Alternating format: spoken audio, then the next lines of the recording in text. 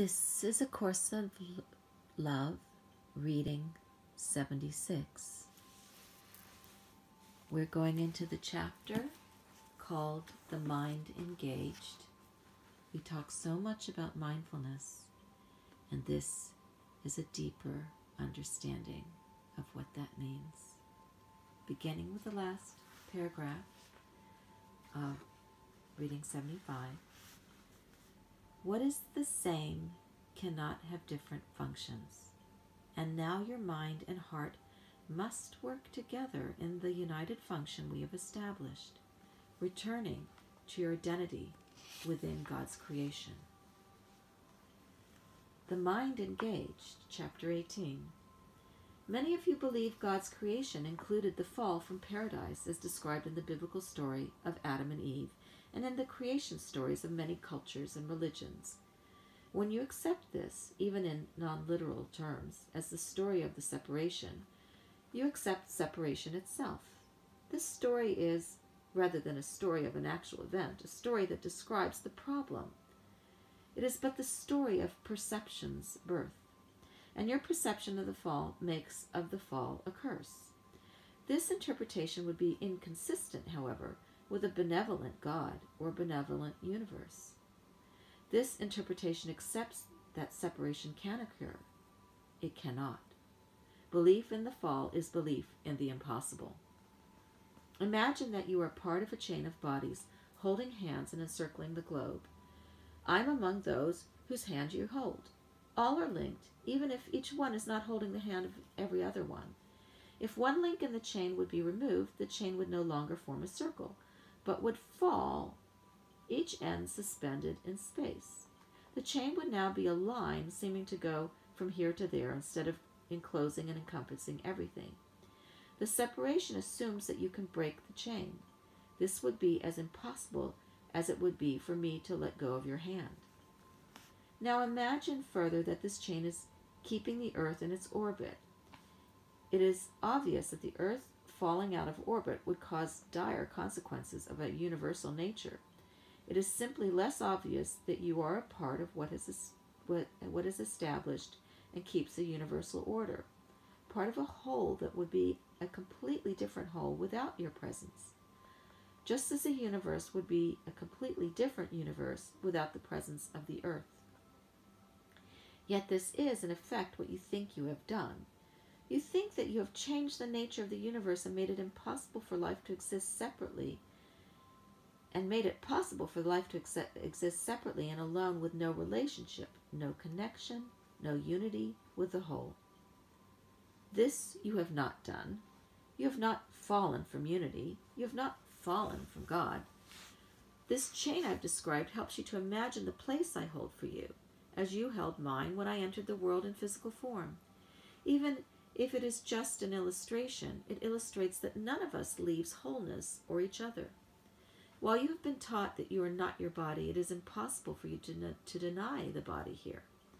Yet you can change the function you have ascribed to it, and so its way of functioning.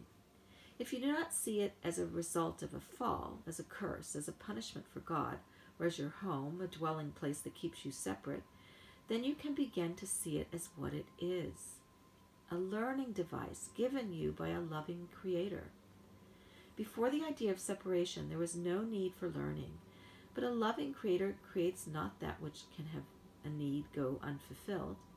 As soon as the need for learning arose, the perfect means to fulfill that need was established.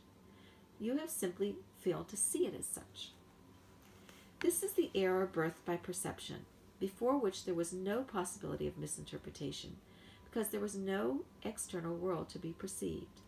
A learning device, when not perceived as such, holds not much hope of fulfilling the function it was created to fulfill.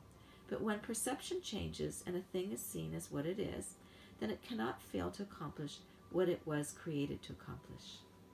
An external world is but a projection that cannot take you away from the internal world where you exist in wholeness, a link in the chain of creation. Imagine again this chain and yourself among those who comprise it, and imagine the life that you experience now taking place much like that you would see projected on a movie screen. You have not left your place as you view the movie and experience its sights and sounds, joys and sorrows. And yet, you are also part of the projection, and this is where your awareness now abides, seemingly trapped upon the screen, viewing everything from the two eyes of the one projected there. Again, this is but what the Course exercise has attempted to help you see. A world you can observe and learn in and from, for as long as you would choose to learn what the idea of separation would teach you. Making a new choice, a choice to learn from unity, is what this Course prepares you for. Learning from unity requires an integrated mind and heart, or wholeheartedness. A half-hearted approach to this learning will not work, nor will the intention of a split mind. It cannot be emphasized strongly enough that you learn what you choose to learn. For proof of this is all you need do is look at the world that was created from your wish to learn what the idea of separation would teach you. When you resided in unity, you could not imagine what this world would be like any more than you can now imagine what a united world would be like. You did not understand from unity's standpoint what it was that you were asking for, or the extent of involvement this learning would require. In order to learn what this idea of separation would teach you, you needed to believe you existed in a separate state. Thus, forgetting that you actually reside in unity was a requirement of this condition you wished to experience. This condition was thus made available. Course in Miracles. This is A Course of Love, reading 76. Now we're kind of getting to a deeper meat of understanding what this physical life is, this life in a body is about. It's giving us a learning experience. It's a learning tool for our soul to grow and expand. And I want to emphasize then this book, Peace, Discovering Life's Harmony Through Relationships, is a workbook of some sort that is meant to help bring forth your own inner wisdom, and might I add, to really kind of record your learning experience through this life, through this body, just as these books in the Bible, Book of Daniel and Ruth and Job and such, are books that we read to open deeper aspects of wisdom and guidance. Your life is also just as important as those books that were gathered together in what we call the Bible. Your life is most important to you. It is your soul's growth and learning.